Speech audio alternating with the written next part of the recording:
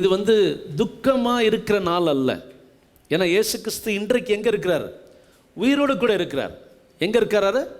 பரலோகத்தில் இருக்கிறார். இன்றைக்கும் உயிரோடு கூட ஜீவனுள்ள தேவனாக இயேசு இருக்கிறார். ஆகினால இன்றைக்கு நாம் துக்கமாக அனுசரிக்க தேவையில்லை. இந்த நாள் ஒரு வெற்றியின் நாள். இயேசு சிலுவையில் வெற்றி சிறந்த நாள். இந்த நாளை நாம் கொண்டாட வேண்டும். ஒரு வீடியோ காட்சியை உங்கள் மத்தியில் நான் பதிவு செய்ய விரும்புகிறேன். பழைய ஏற்பாடு இயேசு கிறிஸ்து வருவதற்கு முன்பதாக எப்படி பலி செலுத்த வேண்டும், நம்முடைய பாவத்தை போக்கும்படிக்கு நாம் எப்படி பலி செலுத்த வேண்டும் என்று ஆண்டவராகிய தேவன் ஒரு விஷயத்தை காண்பித்திருக்கிறார் பழைய ஏற்பாட்டிலே. அதாவது இயேசு கிறிஸ்து வருவதற்கு முன்பதாக நடந்த விஷயங்கள் இது. அந்த ஃபுல்லாக அந்த கருப்பு கோட்டு மாதிரி போட்டிருக்கிறார். அதுதான் நம்ம. அது யாரு? அது நம்ம. எதற்கு இருக்கிறார் பாருங்க, வெள்ளையன் சொல்லியுமா. அவர் ஆசாரியர், அந்த பலி கொடுக்க வேண்டியவர், பலி கொடுக்கக்கூடியவர். அப்போ இந்த ஆடு எதற்காகனா, எல்லாம் நல்லா கவனிங்க. இந்த ஆடு எதற்காகனா நம்ம பண்ண பாவத்துக்கு பரிகாரமா. இது நியாயமா? இது நியாயமா? நம்ம பண்ண தப்புக்கு ஒரு ஆடு பலியிடலாமா? தப்பு நம்ம பண்ணாங்க, ஆனால் பலி யாரு? ஆடு. ஆனால் தேவன் இதை சொன்னார். ஏன்னா தேவன் நம்ம நேசிப்பதனால, நான் உங்களை தண்டிக்க விரும்பவில்லை, ஒரு ஆட்டை கொண்டு வாங்க, அந்த ஆட்டை எனக்கு பலியிடுங்க, அந்த பலி மூலியமாய் உங்கள் பாவத்தை நான் மன்னிக்கிறேன். இப்படிப்பட்ட ஆடுகளை கொண்டு வரணும். வாரத்துக்கு ஒரு ஆடு இருக்கு, மாதத்திற்கு ஒரு ஆடு இருக்கு, வருஷத்திற்கு ஒரு ஆடு இருக்கு. இப்படி நிறைய ஆடுகளை பலி செலுத்த வேண்டும். இதுதான் இயேசு கிறிஸ்து வருவதற்கு முன்பதாக இருந்தது, வேதாகமத்தில் இருக்கிறது. பாருங்க, அந்த ஆடு அவர் எடுத்துட்டு வராரு. அந்த ஆட்டை டெஸ்ட் பண்றாரு. அந்த ஆடு சரியா இருக்கா, அந்த ஆட்டுக்கு ஏதாவது வியாதி இருக்கா, அல்லது அந்த ஆட்டுக்கு ஏதாவது புண்ணு சரங்குதா இருக்கா, அந்த ஆட்டுக்கு ஏதாவது கோளாறு இருக்கான்னு டெஸ்ட் பண்றாரு. ஆக்சுவலாக பாவம் யார் பண்ணது? அதை கொண்டு வந்தவர். அவரை டெஸ்ட் பண்ணல, ஆட்டை என்ன பண்ணுறாங்க? டெஸ்ட் பண்ணுறாங்க. டெஸ்ட் பண்ணி பார்க்குறாரு, எங்கன்னா சரங்கு இருக்கா, பூச்சி கடி எங்கன்னா இருக்கா, இல்லை வியாதி ஏதாவது இருக்கான்னு பார்க்குறாரு. பார்த்துட்டு சொல்ல இது சரியாக இருக்குது அப்படின்னு சொன்ன உடனே எங்கே அதை கட் பண்ணணும் பாருங்கள், அதுக்கு மேலே கையை வைக்கிறாரு பாருங்கள். அந்த மேலே கை வைக்கும்போது என்ன நடக்குது பாருங்கள். அந்த ஆட்டின் மேலே கொண்டு வந்தவர், பாவம் செய்தவர், இந்த பாவம்லாம் அவர் மேலே போயிடுது. இதுதான் சிம்பாலிக். பலி என்பது இதுதான். நாம் அந்த ஆட்டின் மேலே கை வைக்கும் போது அந்த பாவமெல்லாம் அந்த ஆட்டின் மேல் போய் விடுகிறது.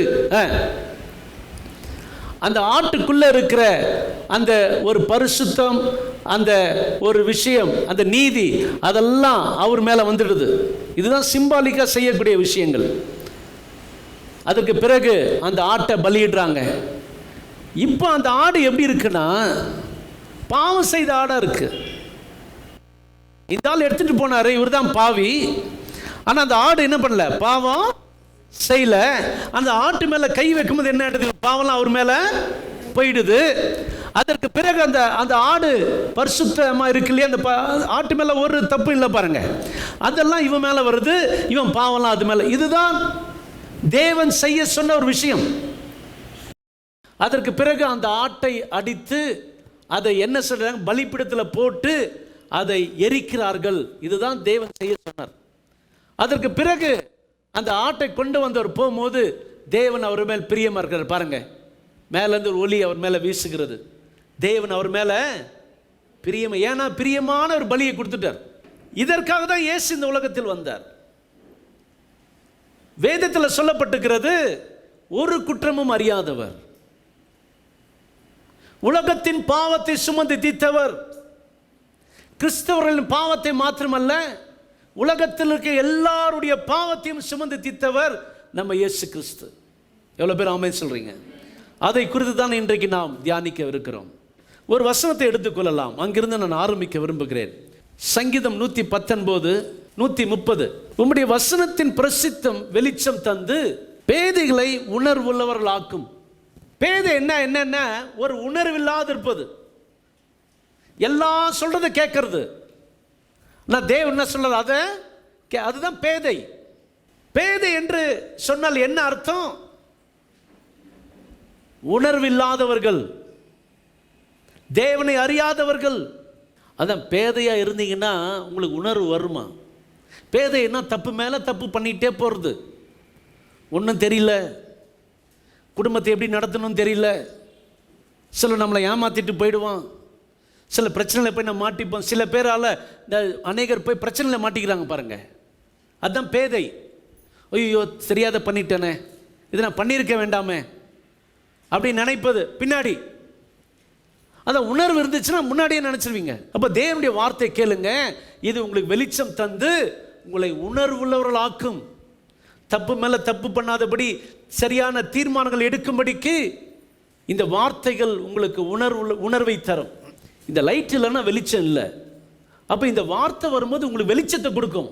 உங்கள் வாழ்க்கையில் எதை செய்யணும், எதை செய்யக்கூடாது, எப்படிப்பட்ட தீர்மானம் எடுக்கணும், எப்படிப்பட்ட தீர்மானம் எடுக்கக்கூடாது, என்ன செய்யணும் என்ன செய்யக்கூடாது என்பது உணர்வை தரும்.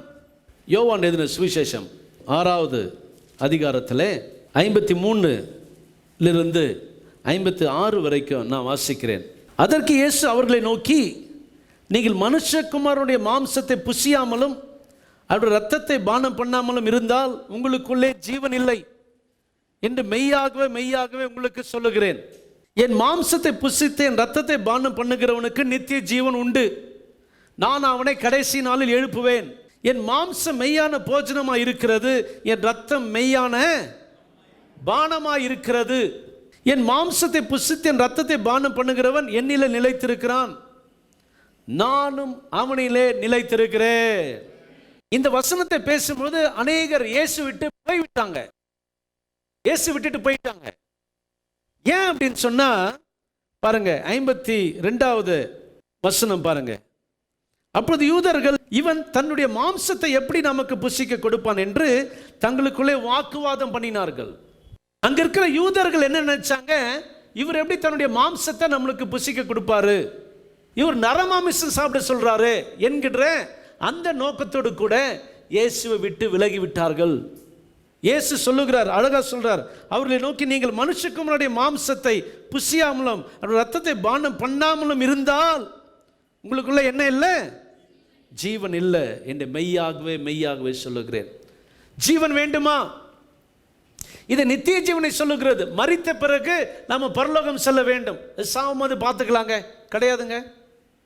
சாவு எப்பன்னு நம்மளுக்கு தெரியாது. நீங்க நல்லா இருக்கணும். என்னுடைய ஜெபம் அதுதான், வேதம் அதுதான் சொல்லுகிறது. நீடித்த நாட்களாய் நீங்க திருப்தியா இருக்கணும். சாவை நாம் எல்லாரும் சந்திக்க போகிறோம். ஆகினால இயேசு சொல்றாரு, என் மாம்சத்தையும் ரத்தத்தையும் பானம் பண்ணுகிறவனுக்கு நித்திய ஜீவன் உண்டு. அல்லேலூயா. இயேசு கிறிஸ்துவை ஏற்றுக்கொண்டவர்களுக்கு நித்திய ஜீவன் உண்டு. இதுதான் கிறிஸ்தவர்களுக்காக சொல்லப்பட்ட விஷயம் அல்ல. இவைகளை பாருங்கள், உங்களுக்குள்ளே ஜீவன் இல்லை என்பதை மெய்யாகவே மெய்யாக உங்களுக்கு சொல்லுகிறேன். 54, என் மாம்சத்தை புசித்து ரத்தத்தை பானம் பண்ணுகிறவனுக்கு என்ன உண்டு, நித்திய ஜீவன் உண்டு. அப்படின்னு சொன்னா ஏதோ இயேசுடைய மாம்சத்தை இயேசுடைய ரத்தத்தை குடிக்கிறது இல்லை. இப்பொழுது நாம் அந்த அப்பத்தை நாம் புசித்தோம், அந்த ரத்தத்தை அந்த அந்த திராட்சரசத்தை நாம் பானம் பண்ணோம். அது ஒரு அடையாளமாக இருக்கிறது. இது இயேசு கிறிஸ்துவை ஏற்றுக்கொள்ளக்கூடிய ஒரு அடையாளமாக இருக்கிறது. இயேசு கிறிஸ்துவை ஏற்றுக்கொண்டு அவருடைய மரணத்தை நாம் விசுவாசிக்கும் பொழுது, அவருடைய ரத்தம் சிந்துதலை விசுவாசிக்கும் பொழுது அது நமக்கு நித்திய ஜீவனை கொடுக்கிறது. ஹல்லேலூயா. இந்த நித்திய ஜீவன் என்ன செய்யும்னா, அது நமக்கு பலத்தை தருகிறது. இந்த நித்திய ஜீவன் உங்களுக்கு சுகத்தை தருகிறது. இந்த நித்திய ஜீவன் இருந்தால் நீங்க கெட்டு போக மாட்டீர்கள். நித்தியம்ன்றான் என்றென்றும், அப்படிதானே? தற்காலிக ஜீவன், இப்போ வாழ்ற ஜீவன். இந்த தற்காலிக வாழ்க்கையிலே நித்திய ஜீவனை பெற்றுக்கொள்ளும் பொழுது நாம் மரித்து நாம் பரலோகத்துக்கு போக ஏதுவாக இருக்கும். எல்லாரும் ஆமென் சொல்லுங்க.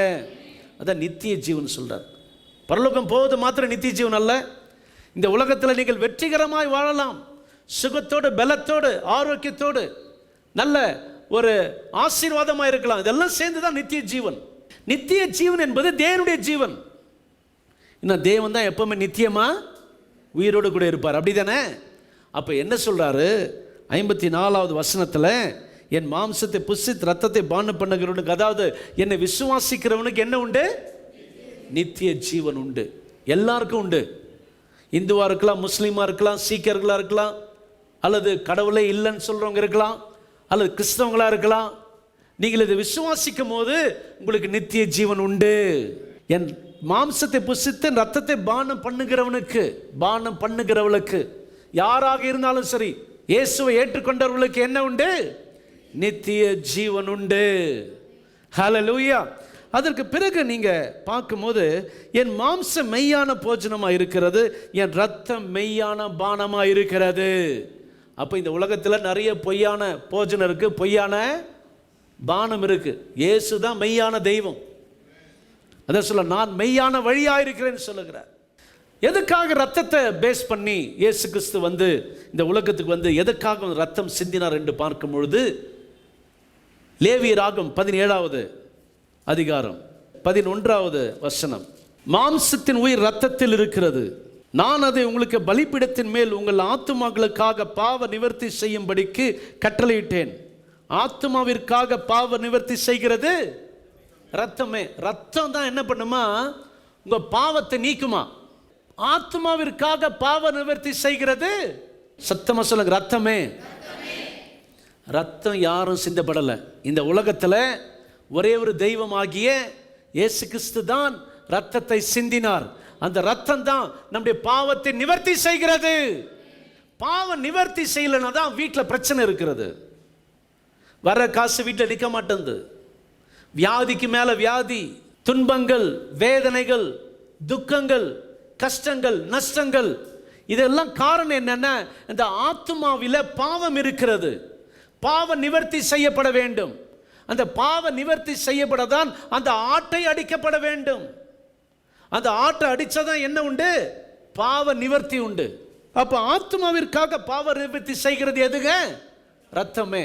இந்த முதல் லைன்ல இருக்கு பாருங்க, ரொம்ப அருமையா இருக்கு. மாம்சத்தின் உயிர் எதுல இருக்கு? ரத்தம் உயிர் இல்ல.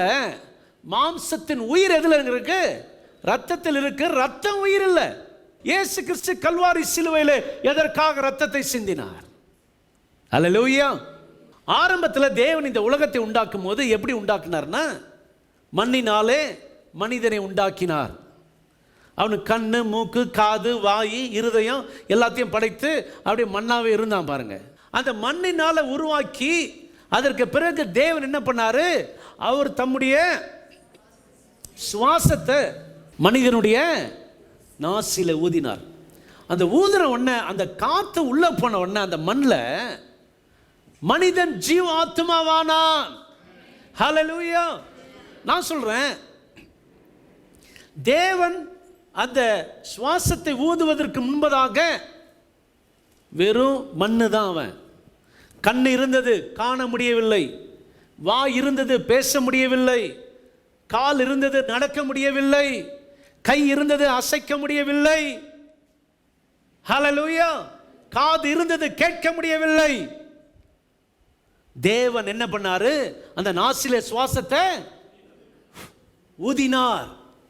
ஊதின உடனே மனிதனுக்குள்ளே ஜீவன் வந்து விட்டது. இப்ப சொல்லுங்க, மனிதனுக்குள்ளே இருக்கிறது அது தேவனுடைய ஜீவனாய் இருக்கிறது. எல்லாம் கரங்களை தட்டி கர்த்தரை மகிமைப்படுத்தலாமா? ஹல்லேலூயா. மனிதனுக்கு தேவன் தம்முடைய ஜீவனையே கொடுத்திருக்கிறார். தம்முடைய சுவாசத்தை கொடுத்திருக்கிறார். தம்முடைய தன்மையை கொடுத்திருக்கிறார் மனிதனுக்கு. இன்றைக்கு பாவம் செய்கிற மனிதனுக்கு கூட தேவன் தம்முடைய ஜீவனை கொடுத்திருக்கிறாருங்க. அது தெரியாம இருக்கிறாங்க அவங்க. ஹல்லேலூயா. என்னங்க தேவனுடைய ஜீவன் இருக்கு, நீங்க பாவம் செய்யறான மனுஷன் பாவம் செய்யறான். ரட்சிக்கப்பட்டவன் கூட பாவம் செய்யறான். ஞானஸ்நானம் பெற்றவன் பாவம் செய்யறான். அது அவன் தெரியாத இருக்கிறான். அதுதான் விஷயங்க. செய்யக்கூடாது. பாவம் செய்கிற ஆத்மா சாகும் என்று சொல்லப்பட்டிருக்கிறது. ஆகையினால மனிதனுக்குள்ள யாருடைய ஜீவன் இருக்கிறது? தேவனுடைய ஜீவன் இருக்கிறது. அது மரித்த நிலைமையில இருக்கிறது. அவனுடைய ஆத்மா குருடா இருக்கிறது வேதம் சொல்லுகிறது. அவனுடைய கண்ணு குருடா இருக்குன்னு வேதம் சொல்லுகிறது. சரீரம் நல்லா இருக்கலாங்க. மனுஷனுக்கு கண்ணு குருடுனா என்ன செய்ய முடியும்? ஒன்றும் செய்ய முடியாது. அப்படிதான் இந்த உலக ஜனங்க இருக்காங்க. தேவனுடைய ஜீவன் அவனுக்குள்ளே, ஆதாமுக்குள்ளே வந்தது.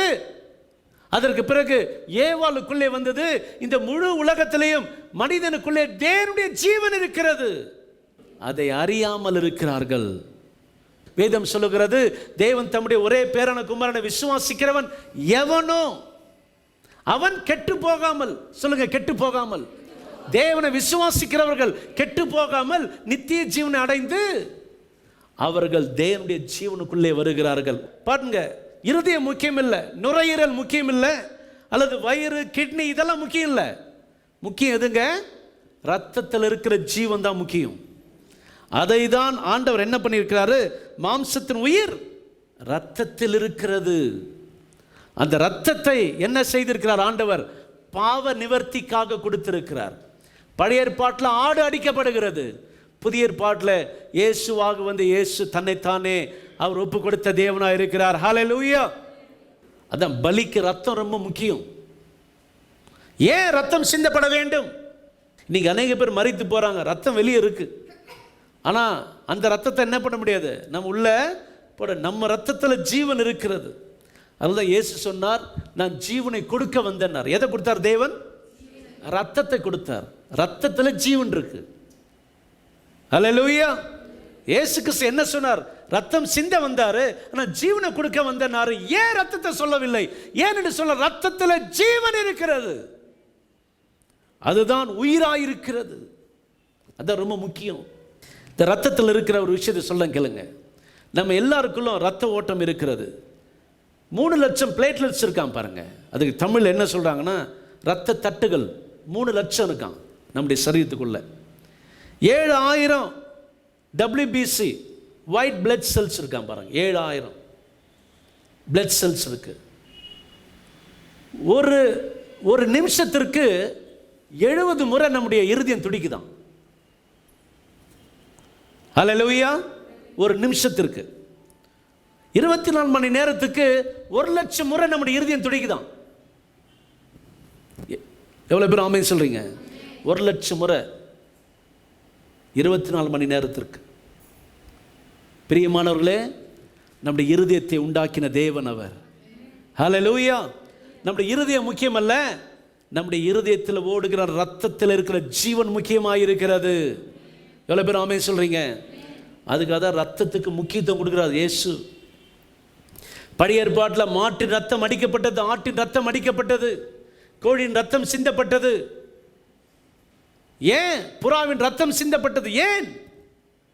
ரத்தத்தில் ஜீவன் இருக்கிறது, ரத்தம் சிந்தப்பட வேண்டும்.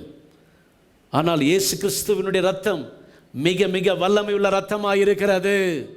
ஹல்லேலூயா. இந்த ரத்தத்தை சிந்தி நம்ம மீட்டார் தேவன். இயேசு கிறிஸ்து உடம்பெல்லாம் ரத்தமாக இருந்தது. கல்வாரி சிலுவையில் அவர் அடித்தார்கள். இல்லை, முக்கியமான ஒரு 7 இடத்துலேருந்து அவருக்கு ரத்தம் வந்தது. 7 இடத்துல மாத்திரம் இல்லை, நிறைய இடத்துலேருந்து வந்தது. ஆனால் அந்த 7 காரியங்கள் குறித்து நாம் தியானிக்க போகிறோம். முதலாவதாக, கெத்செமனே தோட்டத்தில் அவர் ஜெபிக்கும் பொழுது அவருடைய வேர்வை ரத்தத்தின் துளிகளாக மாறினது. என்னொன்று கூட எடுத்துக்கொள்ளுங்கள். லூக்கா எழுதின சுவிசேஷம் 22வது அதிகாரம் 44. பிதாவே, உமக்கு சித்தமானால் இந்த பாத்திரம் என்னை விட்டு நீங்கும்படி செய்யும், ஆயினும் என்னுடைய சித்தத்தின்படி அல்ல, உம்முடைய சித்தத்தின்படியே ஆக கடவுது என்று ஜெபம் பண்ணினார். அவர் மிகவும் வியாகுலப்பட்டு அதிக ஊக்கத்தோடு ஜெபம் பண்ணினார். அவருடைய வேர்வை இரத்தத்தின் பெருந்துளிகளாக தரையிலே விழுந்தது. பாருங்க, வேர்வை எல்லாருக்கும் வரும். மன அழுத்தம் அதிகமாக இருக்கும்போது வேர்வை அதிகமாக வரும். நிறைய மன அழுத்தம் இருக்கும்போது அந்த வேர்வை துளி வருகிற அந்த போர்ஸ் என்று சொல்லப்படுகிற அந்த கேப் பெருசாகிடுமா பாருங்க. அப்போ அதுல ரத்தம் ஓட்டத்தில் ரத்தமே வெளியே வந்துடுமா. இப்படியாக இயேசுவின் வேர்வை இரத்த துளிகளாக வெளியே வந்தது. சில பேர் சொல்றாங்களே, ரத்த வேர்வை நிலத்தில் விழுந்து நான் சம்பாதிச்சேன்றாங்களே, அநேகர் சொல்லியிருப்பாங்க. இரத்த வேர்வை இயேசுக்கு நிச்சயமாகவே இரத்தமாய் வந்தது அவருடைய வேர்வை. அடுத்தபடியாக 2வது 64வது வசனம் பாருங்க. அவருடைய கண்களை கட்டி அவருடைய முகத்தில் அறைந்து, உன்னை அடித்தவன் யார், அதை ஞான திருஷ்டியினால் சொல் என்று அவரை கேட்டார்கள் என்று சொல்லப்பட்டிருக்கிறார். கன்னத்தில் அறைந்தாங்களா பாருங்க இயேசு. ஒரு குற்றமும் அறியாத இயேசு அவர் நீதிமன்றத்தில் இருக்கும் பொழுது ஜனங்க என்ன பண்ணியிருக்காங்க? கன்னத்தில் அறையும் போது அந்த கன்னத்தில் இருந்த அந்த துளிகள் எல்லாம் ரத்தமாய் கீழே விடப்பட்டு இருக்கிறது. முதலாவதாக அந்த வேர்வை ரத்தமாய் வந்தது. ரெண்டாவது கன்னத்தில் அடிக்கும் பொழுது அவருடைய பற்கள் விழுந்திருக்கும் அப்படின்னு சொல்லி சொல்றாங்க. ஏன்னா உடம்பெல்லாம் அவருக்கு காயமாக இருந்தது. ஹல்லேலூயா. அப்பொழுது கன்னத்தில் அறைந்தார்கள். ரெண்டாவது. மூன்றாவதாக என்ன பார்க்கிறோம் என்று சொன்னால், ஏசாயாவின் தீர்க்கதரிசன புத்தகம் 50வது அதிகாரம் 6வது வசனம், அடிக்கிறவர்களுக்கு முன் முதுகையும் தாடை மயிரையும் பிடுங்கிறவர்களுக்கு தன் தாடைகளையும் ஒப்பு கொடுத்தேன். மூன்றாவதாக இயேசுக்கு எங்கேருந்து ரத்தம் வந்தது என்று சொன்னால், அந்த தாடை மயிர் இருக்கிறதே, அந்த தாடி இருக்கிறதே, அந்த மயிரை பிடுங்கினார்களாம். பாருங்க, கட் பண்ணி எடுக்கல, அதை பிடுங்கி இருக்காங்க. பாருங்க, கன்னத்தில் இருக்கிற இந்த பகுதி வெறும் சென்சிட்டிவ் இடம். பாருங்க, அடிச்சாலே வலிக்கும். ஆனால் அவருடைய தாடி என்ன பண்ணுங்க, பிடிங்க எடுத்திருக்காங்க. அங்கிருந்து ரத்தத்தை சிந்தி இருக்கிறார். ஒரு குற்றமும் அறியாதவர், ஒரு தவறும் அறியாதவர் ரத்தத்தை சிந்தினார். அந்த ஆடு எப்படி ரத்தம் சிந்தப்பட்டதோ அது போல இவர் ரத்தத்தை சிந்தினார்னு சொல்லி பார்க்கிறோம். நான்காவதாக மத்தேயு எழுதின சுவிசேஷம் 27:26வது வசனம், அப்பொழுது அவன் பரபாசை அவர்களுக்கு விடுதலை ஆக்கி இயேசுவையோ வாரினால் அடிப்பித்து சிலுவையில் அறையும்படிக்கு ஒப்பு கொடுத்தான். இயேசுவை வாரினால் அடித்தார்கள். தாடியை பிடுங்கினாங்க, கன்னத்தில் அரைஞ்சாங்க, இப்பொழுது வாரினால் அடிப்பித்தார்கள். பாருங்க, இதுதான் வார். சாட்டி மாதிரி இருக்கும் பாருங்க. அந்த சாட்டி எப்படி இருக்கு பாருங்க, லெதர்ல பண்ணப்பட்டது. அது கீழே ஒரு பிளேட் மாதிரி இருக்கு பாருங்க, அது மெட்டல் மாதிரி இருக்கு, மெட்டல் அல்லது எலும்பு. அது கீழே கம்பிகள் செலுத்தப்பட்டிருக்கிறோம். அதை அடித்து என்ன பண்ணுவாங்க, அந்த கம்பி போய் அந்த கம்பி போய் அந்த சரீரத்தில் மாட்டிக்கும் போது அதை பிடிச்சி இழுப்பாங்களாம் பாருங்க. அப்படியே இயேசுவை எதனால் அடித்தாங்க? வாரினால் அடித்தாங்க. வாரினால் அடித்தாங்க. அந்த வாரில் ஒவ்வொரு வாரிலையும் 12 குமிழ் இருக்குமா பாருங்க. 12 குமிழ் இருக்குமா. 39 அடி அடிச்சிருக்காங்க. 12 × 39 468 அடி பட்டிருக்கும் அவருக்கு. பட்ட இடத்திலே பட்டிருக்கும். இயேசுவின் சரீரத்தில் 150 காயங்கள் ஆழமான காயங்களாம். ஒரு தவறும் அறியாதவர், ஒரு பாவமும் அறியாதவர், ஒரு குற்றமும் செய்யாதவர். இயேசுவின் தழும்புகளே நமக்கு சுகத்தை கொடுக்கிறது வேதம் சொல்லுகிறது. பல இடங்களில் சதை பிடுங்கப்பட்டு இருக்கிறது. ஏன் தெரியுமா இப்படி அடிச்சாங்களா? இது ரோம சேவகருடைய, ரோம சாம்ராஜ்யத்தினுடைய தண்டனை இது. ஏன் இது இப்படி அடிப்பாங்கன்னா, உண்மையை ஒத்துக்கொள்றதுக்கு அடிப்பாங்களாம். ஆனால் இயேசு சத்தியத்தை தான் பேசினார். அது அவர்களுக்கு தெரியாமல் இருந்தது. பிரியமானவர்களே, ஒரு குற்றமும் அறியாதவர் நம்முடைய குற்றத்துக்காக, நம்முடைய பாவத்திற்காக, நம்முடைய தண்டனைக்காக இப்படிப்பட்ட அடிகள் அவருக்கு அடிக்கப்பட்டது. வாரினால் அடித்தாங்க. 40 அடி. நான் யூதர்கள் என்ன பண்ணாங்களா, 39 போதும் நிறுத்திட்டானுங்க. ஒரு குற்றமும் அறியாதவர் அவர் அடிக்கப்பட்டார். அடுத்தபடியாக மத்தேயு 27:29, முள்ளுகளால் ஒரு முடியை பின்னி அவர் சிரசின் மேல் வைத்து அவர் வலது கையில் ஒரு கோலை கொடுத்து அவர் முன்பாக முழங்கால் படியிட்டு யூதருடைய ராஜாவே வாழ்க என்று அவரை பரியாசம் பண்ணினார். கிண்டல் பண்ணியிருக்காங்க. முள்ளுகளால் ஒரு முடியை பின்னி. பாருங்க, இதுதான் நம்ம ஊரில் இருக்க வேலிக்கத்த முள் நினச்சிக்காதீங்க. இது இது அடித்தா கூட இது உடையாது, அப்படிப்பட்ட முள் இது. அந்த முள்ளுகள் என்ன பண்ணியிருக்காங்க, இயேசுவின் தலையை வைத்து சுத்தில போட்டு அடிச்சிருக்காங்க. இங்க இருக்கிற முள்ளம் கண்ணுக்கு வெளியே வந்திருக்குது. இப்படிப்பட்ட முள்ளு இயேசுனுடைய தலை மேல அந்த முள் கிரீடம். ரத்தம் சிந்தப்பட்டு இருக்கிறது. இயேசு கிறிஸ்து ரத்தம் சிந்திக் கொண்டிருக்கிறார். இயேசு தம்முடைய பரிசுத்த ரத்தத்தை சிந்தினார் என்று சொல்லி வேதம் சொல்லுது. முற்கிரீடத்தை அவர்கள் வைத்தார்கள் என்று சொல்லி பார்க்கிறோம். அதற்கு பிறகு 6வதாக சிலுவையில் ஆணிகள் அடிக்கப்பட்டது. இயேசுக்கு சிலுவையில் ஆணிகள் அடிக்கப்பட்டது. லூக்கா எழுதின சுவிசேஷம் 23வது அதிகாரம் 33வது வசனம் பாருங்க. கபாலஸ்தலம் என்று சொல்லப்பட்ட இடத்தில் அவர்கள் சேர்ந்த பொழுது அங்கே அவரையும் அவருடைய வலது பக்கத்தில் ஒரு குற்றவாளியும் அவருடைய இடது பக்கத்தில் ஒரு குற்றவாளியும் சிலுவையிலே அறைந்தார்கள். இப்படிப்பட்ட சுத்தியை பயன்படுத்தியிருக்காங்க. எவ்வளோ பெரிய ஆணியை பயன்படுத்தியிருக்காங்க. அந்த ஆணியினுடைய எவ்வளோ பெரிய இன்ச்சுன்னா அது அகலம் 3லேருந்து 4 அகலம், அது இன்ச்சு 8 இன்ச்சு. இப்படிப்பட்ட ஆணி பாருங்க, கனமான ஆணி, 8 இன்ச்சு உள்ள ஆணி. ஏன்னா சும்மா சாதாரண ஆணி அடித்தா கீழே விழுந்துடக்கூடாது அப்படின்னு சொல்லுவதற்காக ஒரு குற்றமும் அறியாதவர் இப்படிப்பட்ட ஆணி எந்த சுத்தியில் அடித்தாங்க பாருங்க. எப்படிப்பட்ட சுத்தியில் அடிச்சிருக்காங்க பாருங்க. இப்படிப்பட்ட சுத்தியில் வைத்து அடித்திருக்கிறார்கள். அந்த கையில் அந்த ஆணிகள் அடிக்கும் பொழுது அந்த கையை காட்டுறாங்க பாருங்க. பாருங்க, அந்த கையில் இந்த இடத்துல ஆணி அடிச்சிருக்காங்க. அது எந்த அளவுக்கு கீழே போயிருக்கு பாருங்க. ரிஸ்டில் அடிச்சிருக்காங்க.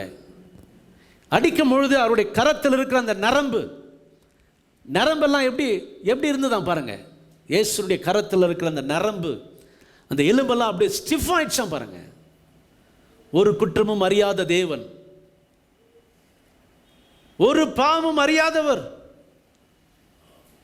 குற்றவாளிகளுக்காக கூண்டில் நிற்கப்பட்டார். குற்றம் செய்தது நம்ம. ஆட்டை எடுத்துக்கொண்டு போனவனுக்கு தண்டனை இல்லை, அந்த ஆட்டிற்கு தண்டனை.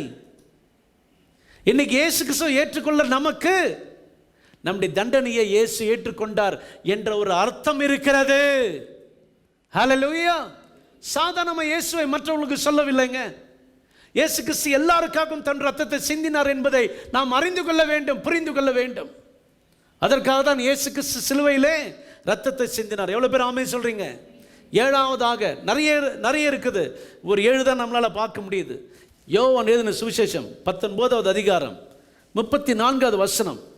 ஆகிலும் போர் சேவகரில் ஒருவன் ஈட்டினாலே அவருடைய விலாவில் குத்தினான், ரத்தமும் தண்ணீரும் புறப்பட்டது. ஹல்லேலூயா. எப்படிப்பட்ட ஒரு ஈட்டியை வைத்து என்ன பண்ணியிருக்காங்க? குத்தி இருக்காங்க பாருங்க. குத்தும் போது அந்த விழாவிலிருந்து கடைசி சொட்டு ரத்தமும் தண்ணீரும் வந்துச்சான் பாருங்க. ஹல்லேலூயா. இயேசு கிறிஸ்து கல்வாரி சிலுவையில் உங்களுக்காக எனக்காக மரித்தார் பாருங்க. 7 இடங்களில் பார்த்தோம் இயேசு கிறிஸ்து ரத்தம் வந்தது. அவருடைய முதுகு நிலம் போல இருந்துதான், உழுத நிலம். அதாவது விவசாயம் பண்ணுறாங்களே, அங்கே ஏர் உழுறாங்க பாருங்க, அது மாதிரி எப்படி சொதன்னு இருக்கும், அது மாதிரி அவருடைய முதுகு இருந்துச்சான். இப்பொழுது ஒரு விஷயத்தை நம்ம பார்க்க போகிறோம் பாருங்க, என்னோட கூட எடுத்துக்கொள்ளுங்க. ஹல்லேலூயா. லூக்கா எழுதின சுவிசேஷம் 23வது அதிகாரம் 14 முதல் 16 வரை. அவர்களை நோக்கி, ஜனங்களை கலகத்துக்கு தூண்டி விடுகிறவனாக இந்த மனுஷனை என்னிடத்தில் கொண்டு வந்தீர்கள்.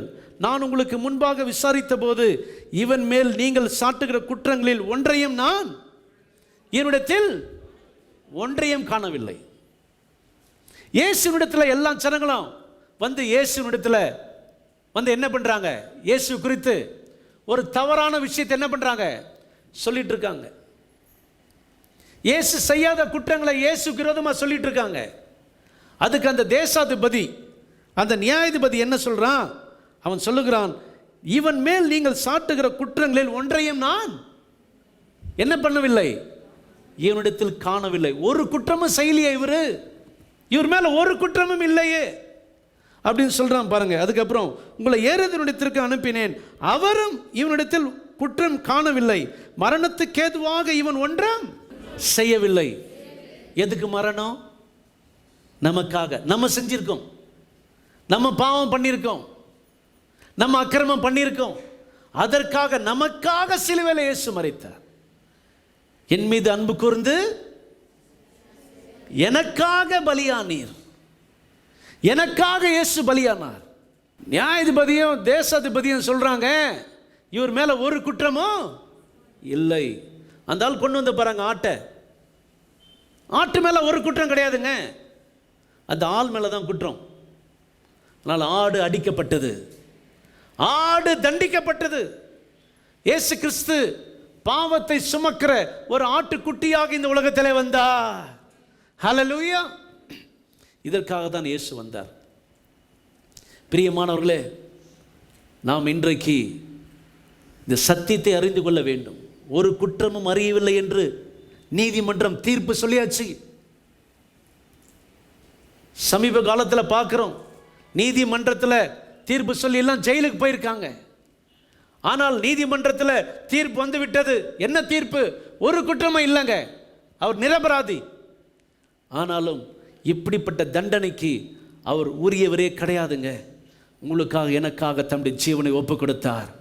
இயேசு சொன்னார், நான் ஜீவனை கொடுக்க வந்தேன் என்று சொன்னார். ஜீவனை கொடுக்க வந்தார். பாருங்க, இன்னொரு வசனத்தை கூட வாசிப்போம். 1 பேதுரு 2:22. அவர் பாவம் செய்யவில்லை, அவருடைய வாயிலே வஞ்சனையும் காணப்படவில்லை. இயேசு பாவம் செய்யலைங்க, அவருடைய வாயில வஞ்சனை காணப்படவில்லை. வஞ்சனையா கூட பேசல. அவர் பாவம் செய்யவில்லை. பாவம் செய்த நமக்காக இயேசு கல்வாரி சிலுவையில் மரித்தார். அல்லேலூயா. அவர் பாவம் செய்யவில்லை, வேதம் சொல்லுகிறது. அப்போஸ்தலர் 13வது அதிகாரம் எடுக்கலாமா?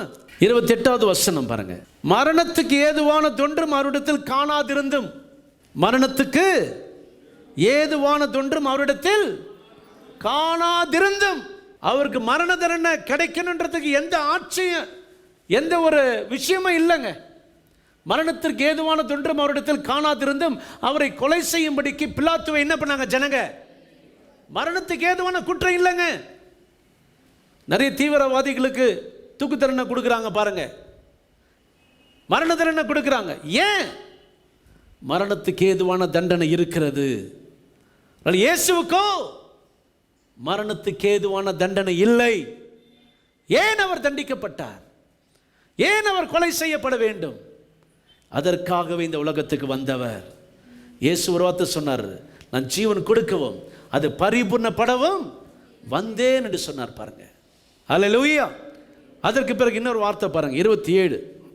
எருசலேமில் குடியிருக்கிறவர்களுக்கும் அவர்கள் அதிகாரிகளும் அவரை அறியாமலும் ஓய்வு நாள் தோறும் வாசிக்கப்படுகிற தீர்க்கதரிசன வாக்கியங்களை அறியாமலும் அவரை ஆக்கினைக்குள்ளாக தீர்த்ததினால் அந்த வாக்கியங்களை நிறைவேற்றினார்கள். அவர் அறியலைங்க. ஒவ்வொரு நாளும் வந்து பிரசங்கம் பண்ணிட்டார். அவரை ஜனங்கள் என்ன பண்ணவில்லை? அறியவில்லை, அறிந்து கொள்ளவில்லை, தெரிந்து கொள்ளவில்லை. அதற்கு பிறகு இன்னொரு வார்த்தை வாசிக்கிறோம் பாருங்க, 29-30. அவரை குறித்து எழுதியிருக்கிறவைகள் யாவையும் அவர்கள் நிறைவேற்றின பின்பு அவரை மரத்திலிருந்து இறக்கி கல்லறையிலே வைத்தார்கள். குற்றம் செய்யாதவர் குற்றம் சாட்டப்பட்டு மரண தண்டனை கொடுக்கப்பட்டு கல்லறையிலே வைத்தார்கள். 30வது வசனம் பாருங்க. தேவனோ அவரை மரித்தொழுந்து எழும்ப பண்ணினார். மரித்தாரு, ஆனால் ஆண்டவர் உயிரோடு கூட வந்து விட்டார். அல்லேலூயா.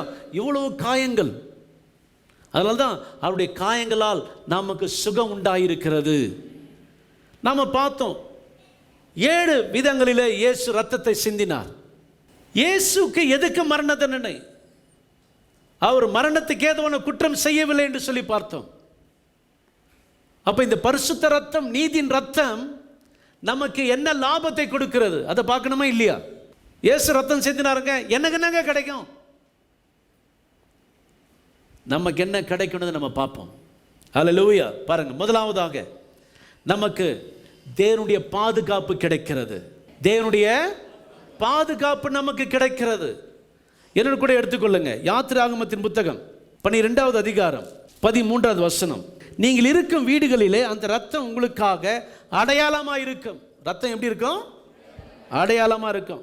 அந்த ரத்தத்தை நான் கண்டு உங்களை கடந்து போவேன். நான் எகிப்து தேசத்தை அழிக்கும் போது அழிக்கும் வாதை உங்களுக்குள்ளே வராதிருக்கும். பழைய ஏற்பாட்டு காலத்திலே தேவன் ஒரு காரியத்தை செய்தார். எகிப்து தேசத்திலிருந்து இஸ்ரவேல் ஜனங்களை வெளியே கொண்டு வர வேண்டும். அதற்காக என்ன பண்ணாருன்னா, யாரெல்லாம் என்ன விசுவாசிக்கிறீங்க அவங்க எல்லாரும் ஒரு ஆட்டை எடுத்து அந்த ஆட்டை அடித்து அதன் ரத்தத்தை வீட்டு நிலைக்காலில் என்ன பண்ணுங்க, மேலே பூசுங்கன்னு சொன்னார். அல்லேலூயா. ரத்தத்தை மேலே அடையாளமா வைங்க.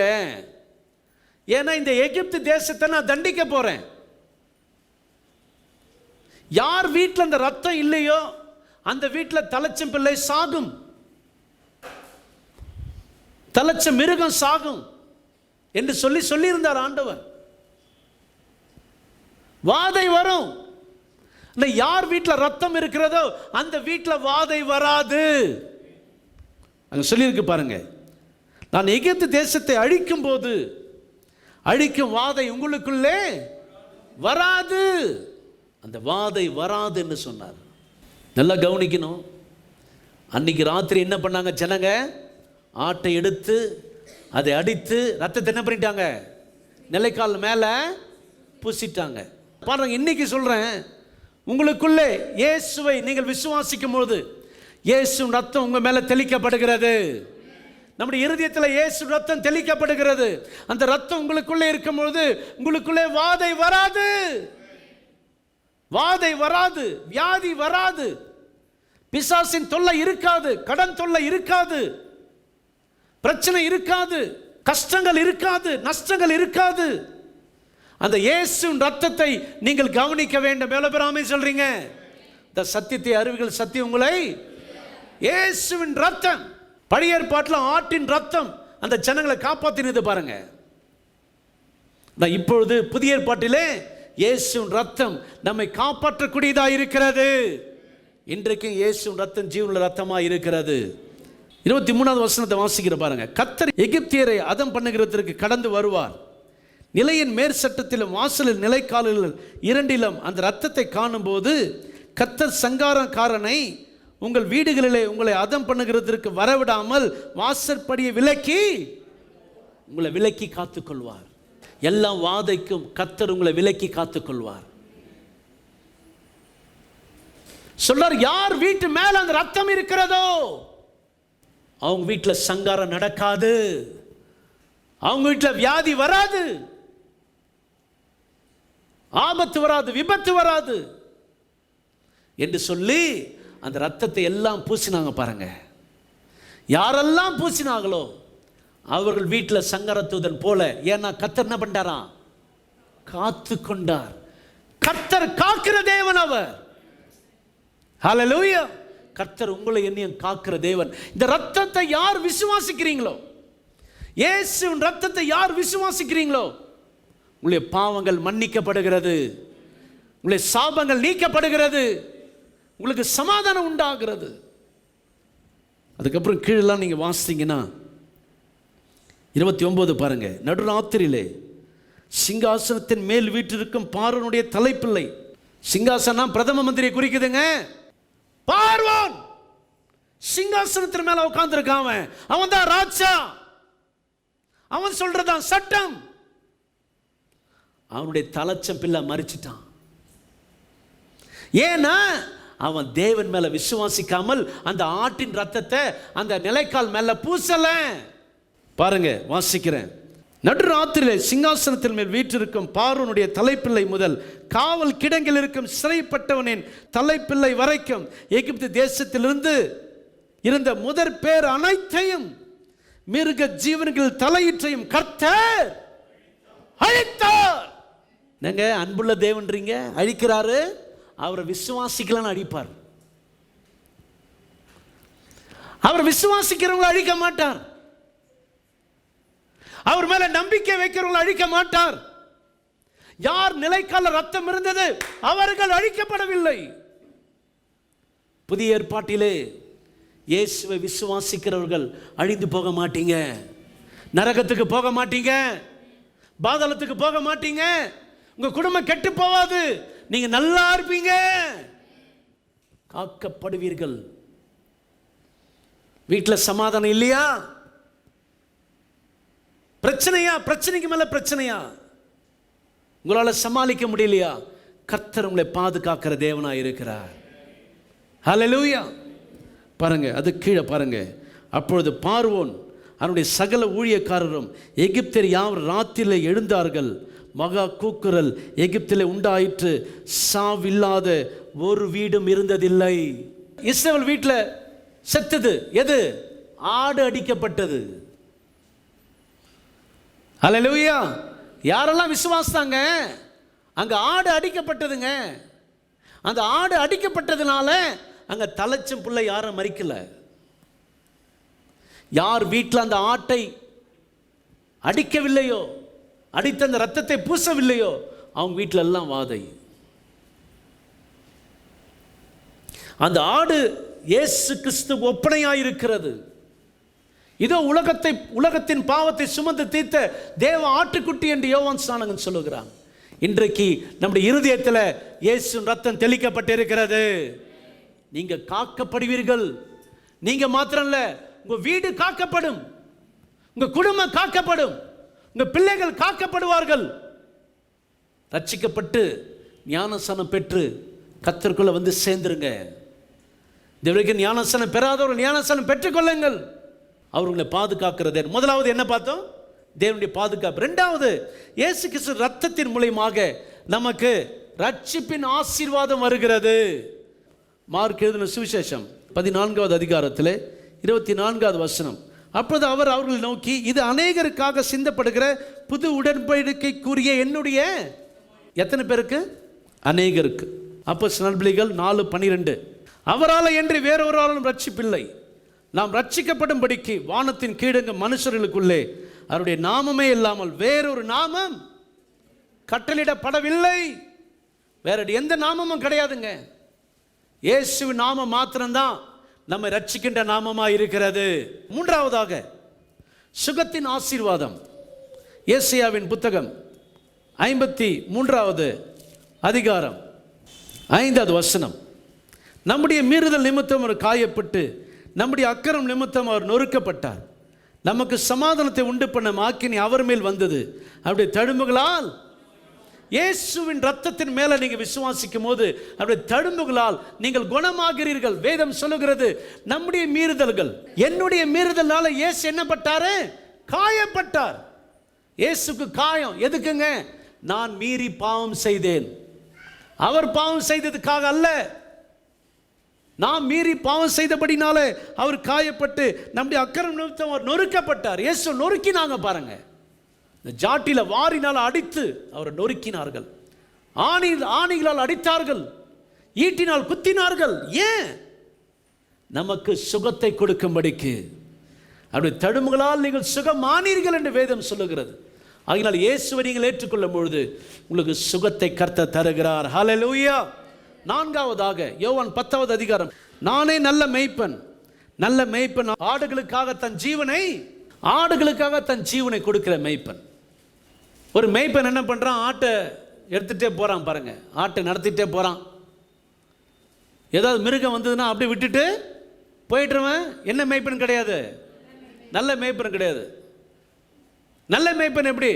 ஒரு மிருகம் வந்து அந்த ஆட்டை பிடிக்கும் போது அதை சண்டை போட அதை வாங்குறான் பாருங்க, அவன் தான் நல்ல மேய்ப்பன். அல்லேலூயா.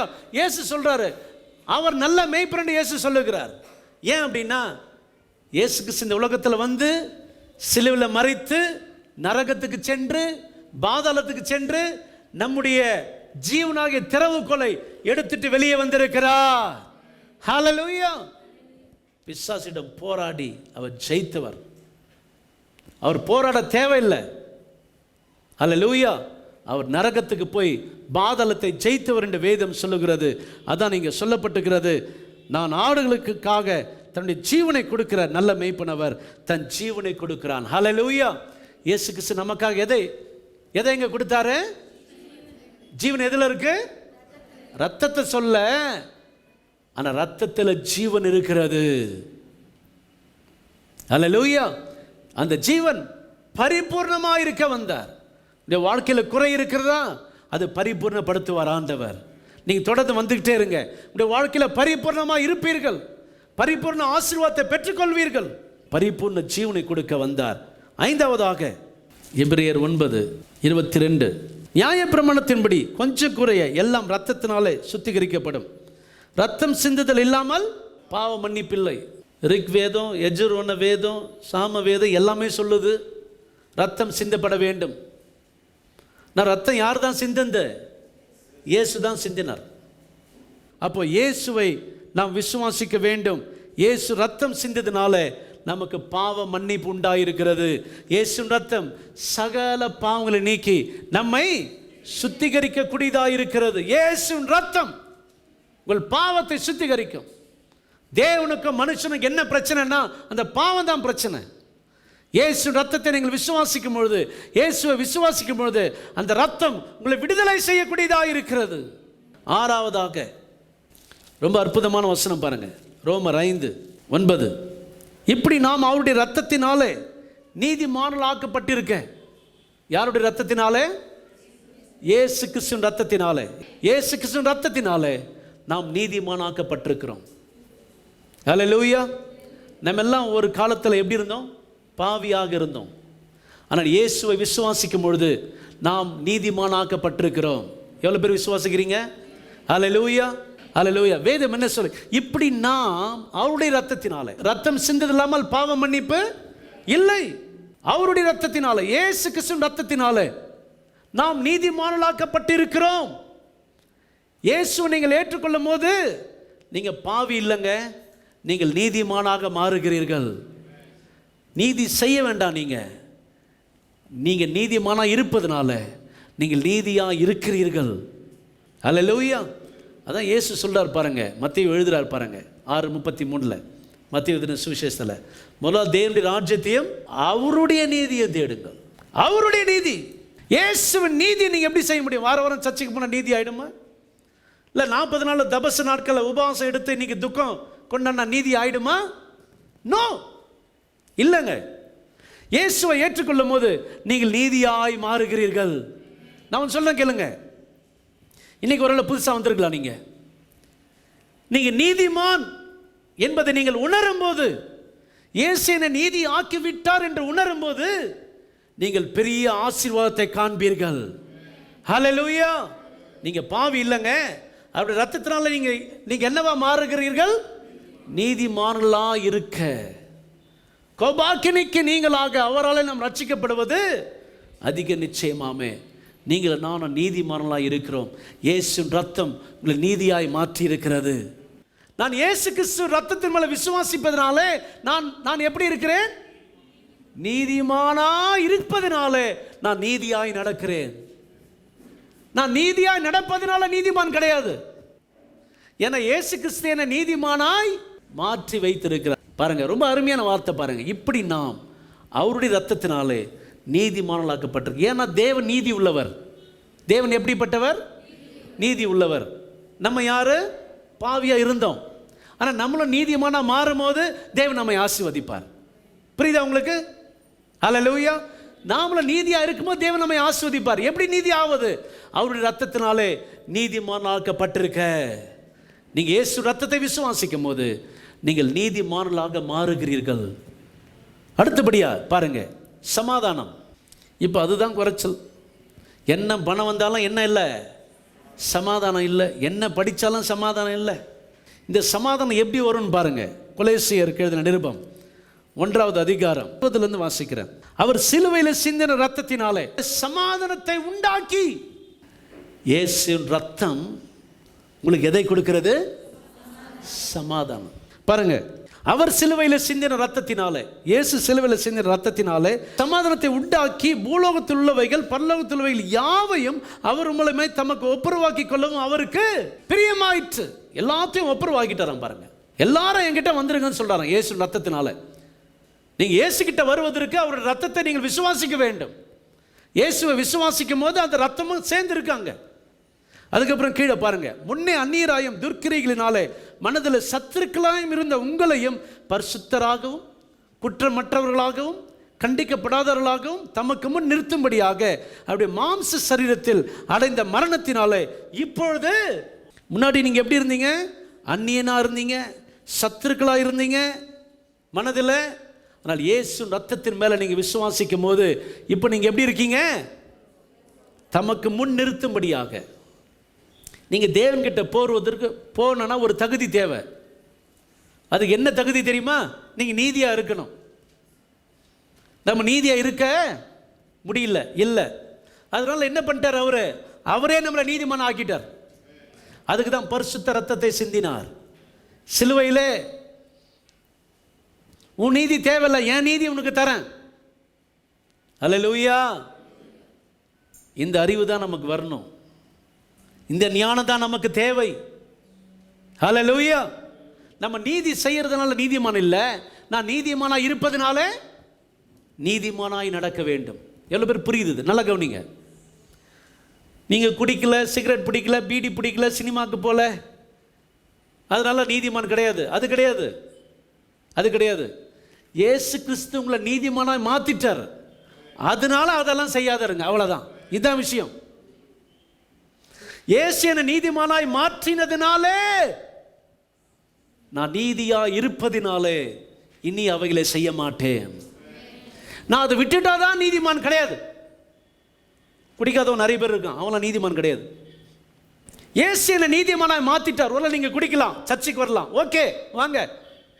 குடிக்காரங்களுக்கு சர்ச்சை இருக்கு, பாவிக்கு தான் சர்ச்சு, வரலாம். வந்தவன கேட்குறீங்க, ஓ நான் நீதிமானா? இயேசுவின் பரிசுத்த ரத்தம் எனக்காக சிந்தப்பட்டதா? இயேசு என்னை ஒப்புரவாக்கிட்டாரா? அப்ப நான் நீதிமானியா? இனி நான் குடிக்க மாட்டேன். அது அது வரணும் உள்ள. நான் குடியை விட்டுட்டதான் நீதிமான் கிடையாது, கிடையாது. நீங்க நீதி செய்யறதுனால நீதிமான் கிடையாது, நீங்க நீதிமானா இருப்பதனால நீதியை செய்ய வேண்டும். இயேசு என்ன பண்ணிட்டார்? உங்களை தமக்கு முன் நிறுத்தும்படிக்கு, தமக்கு முன் நிறுத்தும்படிக்கு தேவனுக்கு முன்னாடி நீங்க போய் நிற்கலாம். இயேசு வந்து என்ன பண்றாரு? நம்மளை கூப்பிடுறாரு, வா என்கிட்ட வா. ஹல்லேலூயா. ஜனங்க கூப்பிடாததுக்கு ஓடுதுங்க இங்க அங்க. இயேசு கூப்பிடுறார், இயேசு அழைக்கிறார், என்கிட்ட வாங்க, நான் உன்னை நீதிமான் ஆக்குறேன், என்கிட்ட வந்து நில்லுன்றாரு. ஹல்லேலூயா. ஒரு காலத்தில் நாமளும் அதை நோக்கி வரவில்லை, ஆனால் இன்றைக்கு நாம் வந்திருக்கிறோம். எவ்வளோ பேர் ஆமென் சொல்றீங்க? ஹல்லேலூயா. கடைசியாக ஒரு காரியத்தை நாம் பார்ப்போம். பரிசுத்தம் என்கிற ஆசீர்வாதம். எபிரேயர் 13:12. அந்தபடியே இயேசுவும் தம்முடைய சொந்த இரத்தத்தினால ஜனத்தை பரிசுத்தம் செய்யும்படியாக நகர வாசலுக்கு புறம்பே பாடுபட்டார். நல்லா கவனிங்க. இந்த கிராமத்தில் ஆடெலாம் வெட்டுறாங்களே, நகரத்துக்கு வெளியே இருக்கிற இடத்துல தான் ஆடை வெட்டுவாங்க. பழைய ஏற்பாட்டில் அது இருக்கு. அது போலவே தம்முடைய சொந்த இரத்தத்தினால, அவர் சொந்த இரத்தத்தினால என்ன பண்ணாராம்? ஜனங்களை பரிசுத்தம் செய்யும்படி பாடுபட்டாராம். நகர வாசலுக்கு புறம்பே பாடுபட்டாராம் சிலுவையில். நீங்கள் இயேசுவை ஏற்றுக்கொண்டு பரிசுத்தமாக மாறுறீங்க, அவ்வளோதான் வித்தியாசம். முன்னாடி அசுத்தமாக இருந்தால் இப்போ பரிசுத்தம், முன்னாடி அநீதியாக இருந்தால் இப்போ நீதியாக மாறுறோம், இவ்வளோதான் வித்தியாசம். ஹல்லேலூயா. அதான் வேதம் சொல்லுகிறது, அவர் தம்முடைய சொந்த இரத்தத்தினாலே நம்மை பரிசுத்தப்படுத்துகிறார். எவ்வளோ பெரிய சத்தியங்க, எவ்வளோ பேர் கேட்கணும் இதை. ஹல்லேலூயா. அதற்கு பிறகு பாருங்க, இரத்தத்தினால் ஜெயம். 9வது விஷயம், இந்த இரத்தத்தினால் உங்களுக்கு ஜெயம் உண்டு. வெளிப்படுத்தல் 12:11. மரணம் நேடுகிறதா இருந்தாலும் அதற்கு தப்பும்படி தங்கள் ஜீவனையும் பாராமல் ஆட்டுக்குட்டின் இரத்தத்தினாலும் தங்கள் சாட்சியின் வசனத்தினாலும் அவனை ஜெயித்தார்கள். இயேசு இரத்தத்தினால நீங்கள் ஜெயிப்பீர்கள். ஹல்லேலூயா. உங்களுக்கு ஜெயம் கிடைக்கும். நீங்கள் வண்டி ஓட்ட போகும்போது சொல்லுங்க, இயேசு இரத்தத்தை என் வண்டி மேலே நான் தெளிக்கிறேன். பாதுகாப்பாக இருக்கும் உங்கள் வண்டி, வாகனம் பாதுகாப்பாக இருக்கும், உங்கள் வீடு பாதுகாப்பாக இருக்கும். உங்கள் பிள்ளைங்க மேலே இயேசு இரத்தத்தை தெளிங்க. சும்மா சிலுவை போடுறது இல்லை, அதெல்லாம் விட்டுருங்க. சிலுவை போட்டுக்க, சிலுவை போட்டுக்க. சிலுவை அவர் சுமந்துட்டார், இனிமேல் நீங்கள் சிலுவை போட தேவையில்லை. இனிமேல் இயேசு இரத்தத்தை நான் தெளிக்கிறேன். ஹல்லேலூயா. இயேசு இரத்தம் உங்களுக்கு பாதுகாப்பாக இருக்கும். பைபிளை எங்கேயுமே சிலுவை போட்டு அனுப்பலை யாரையும். ஹல்லேலூயா. நான் ஒன்றை தெளித்தார்கள், இயேசு இரத்தத்தை தெளித்தார்கள். பழைய ஏற்பாட்டில் ஆட்டுக்குட்டி இரத்தத்தை தெளித்தார்கள், புதிய ஏற்பாட்டில் இயேசு கிறிஸ்துவின் இரத்தம். ஹல்லேலூயா. அந்த இரத்தம் இன்றைக்கும் இருக்கிறது, ஜீவன இரத்தமாக இருக்கிறது. ஹல்லேலூயா. நீங்கள் பிரயாணம் பண்ணும்போது சொல்லுங்கள், இயேசு இரத்தம் என் மேல் இருக்கிறது. வாகனத்தின் மேலே சொல்லுங்கள், இயேசு இரத்தம் என் மேல் இருக்கிறது. இந்த வாகனத்தின் மேலே தெளிங்க, வீட்டின் மேலே தெளிங்க. நான் ஒவ்வொரு நாளும் சபை மேலே தெளிக்கிறேன், சபை ஜனங்க மேலே தெளிக்கிறேன். ஆண்டவரே, சபை ஜனங்கள் மேலே இயேசு இரத்தத்தை தெளிக்கிறேன். இயேசு இரத்தம் உங்களை பாதுகாக்கக்கூடியதாக இருக்கிறது. கடைசியாக எபிரேயர் 12:24. புது உடன்படிக்கையின் மத்தியஸ்தராகிய இயேசுவினிடத்திற்கும் ஆபேலுடைய ரத்தம் பேசினதை பார்க்கிலும் நன்மையானவர்களை பேசுகிற ரத்தம் ஆகிய தெளிக்கப்பட்ட ரத்தத்தினிடத்திற்கும் வந்து சேர்ந்தீர்கள். நன்மையானவர்களை பேசுகிற ரத்தம். உங்களை பற்றி யாரோ தப்பெல்லாம் பேசலாம், கவலைப்படாதீங்க. இயேசு உங்களுக்கு நன்மையானதை பேசுவார். ஹல்லேலூயா. இயேசு உங்களுக்கு நன்மையானதை பேசுவார். இன்றைக்கு உங்களுக்காக எனக்காக பரலோகத்தில் அவர் பேசி கொண்டிருக்கிறார். நீங்கள் அநேகர் அழுதுட்டு ஒரே துக்கம் கொண்டாடுறாங்க. ஆனால் இயேசு இன்றைக்கு எங்கே இருக்காரு? பரலோகத்தில் பிதாவின் வலது பாரிசத்தில் உங்களுக்காக எனக்காக என்ன பண்ணுறாரு?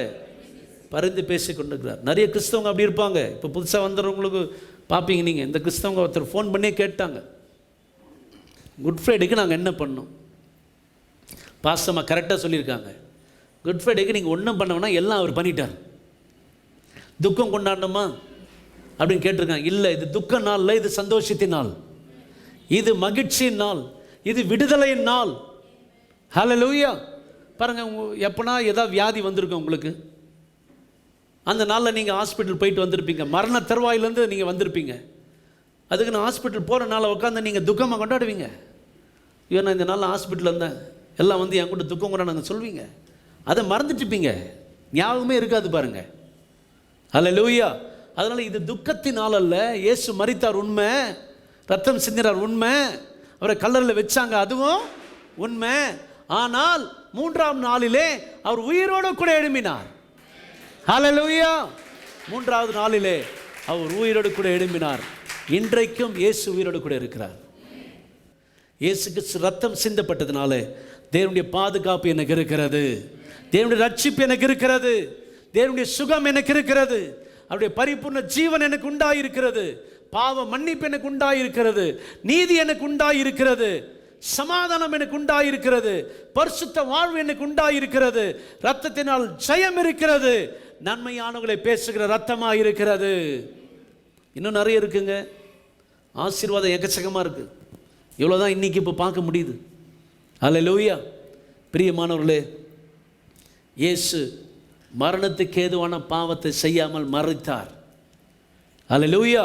அவர் மரித்ததுனால நம்முடைய வாழ்க்கையில் பாவ மன்னிப்பு உண்டாயிருக்கிறது. எவ்வளோ பேர் புரிஞ்சது? நம்மளை எழுந்திருக்கலாமா? ஹல்லேலூயா. Thank you Jesus.